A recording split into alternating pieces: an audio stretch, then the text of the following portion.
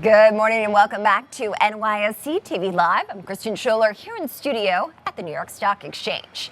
Well, Election Day is here. The final votes of the 2024 race are being cast, and the race is a true toss-up according to AP News. Well, 7 battleground states will decide the outcome, barring any surprises today.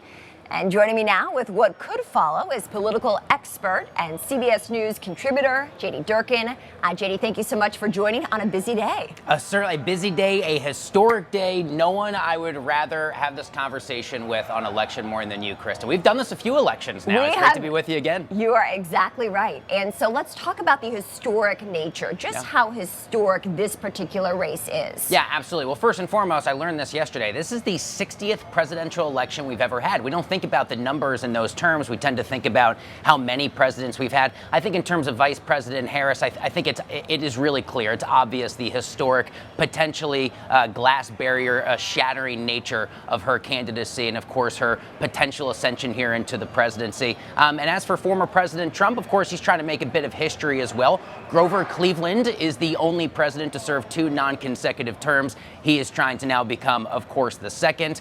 So a lot of history on the line. Of course, if Donald Trump does lose the election, he would be the only major party candidate in history to lose the popular vote 3 times. So a bit of history on all sides. Donald Trump would like to stay out of that little bit of a historical conversation. But regardless, every election is of a historic nature, and today is no exception. What are the polls indicating to you right now? Oh, man, a 50-50 split. I know that sounds like I'm bailing on that answer, but I woke up this morning. I was stunned to see Nate Silver at 538 said last night we ran 80,000 simulations. Vice President Harris wins 40,012. That is about as close to a 50-50 split as you could possibly imagine. And of course, it's difficult to separate. Is this a 50-50 split nationwide? Is it a 50-50 split in these battleground states? I give pollsters a big break. I know people like to criticize the polling industry and say, well, they're very rarely are they accurate, but it's so difficult, so many different anomalous factors at play. It is truly a coin flip. I think that's been the case all year,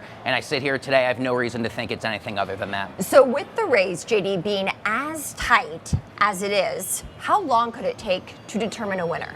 Well, we all remember back to 2020. We didn't have an answer announced until that Saturday morning. Not my expectation this time. We do not have the historic surge in mail-in voting, a pandemic election this time around. It's much more likely we're going to get an answer, perhaps even as early as, very late tonight or into tomorrow morning or tomorrow afternoon. It's interesting to note some of the states, of course, you go state by state, some locations, have been able to count some of those mail-in votes ahead of time. Others like Pennsylvania and Wisconsin, they can't count those until today. So we'll get certain states called a little bit earlier, and some of them, unfortunately, we'll just kind of have to wait and see. But I don't expect the big drawn-out process we had 4 years ago. Yes, that was a very unique time, course, during COVID.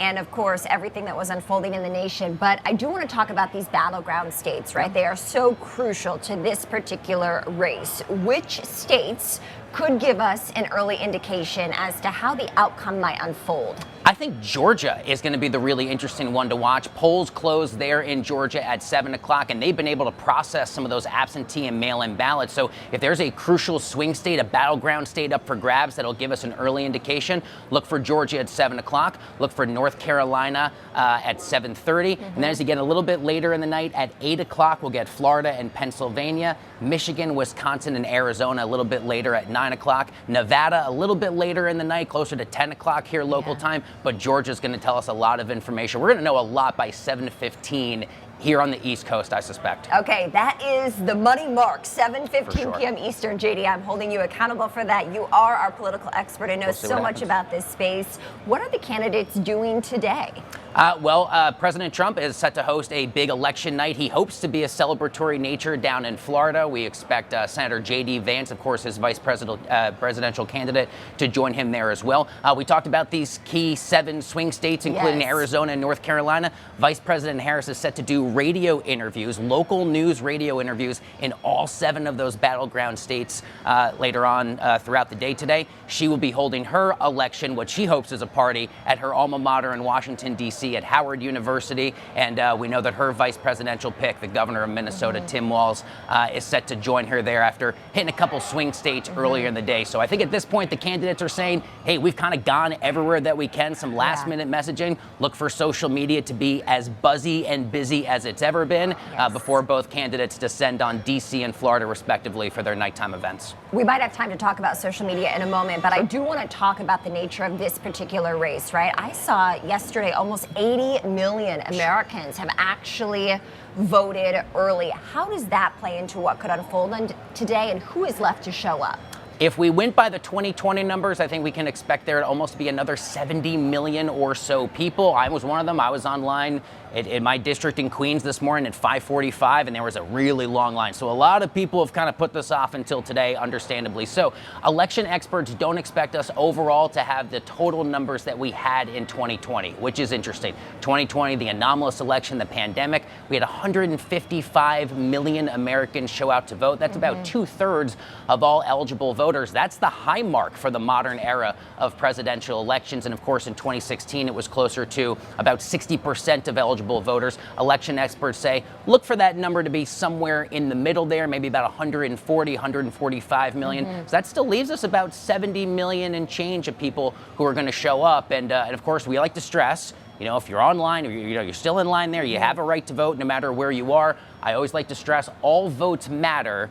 Unfortunately, the reality for the Electoral College is that some votes kind of matter more, and that's why we focus we're really drilling down on those 7 states in particular today. Are there any electoral areas that you think will be crucial in today's race? Like in terms of individual states, I'll tell you, my favorite county is Northampton County, Pennsylvania. I don't know if that's exactly what you're asking, but if I had to pick one place to be, what's one little area to focus on? It's the stretch of eastern Pennsylvania between Bethlehem and Easton and the surrounding kind of more rural areas around there. It is the ultimate bellwether. It correctly chose Barack Obama as president. It pivoted to Donald Trump. It pivoted back to Joe Biden, and it's right over the border from New Jersey. We know both campaigns have done a ton of work, Kristen, the last few weeks to try and get out the vote there in Northampton County. So if there's one place that I'm really watching to see, what could we learn when polls close there in the Commonwealth? Keep your eyes locked on Northampton County. But I love the county studies. You get really into the map, and it really gives you a good view of what's going on the ground level. I know that you know that well, JD Durkin. We so appreciate your time, of course, this week, and especially today. That is JD Durkin, contributor for CBS News.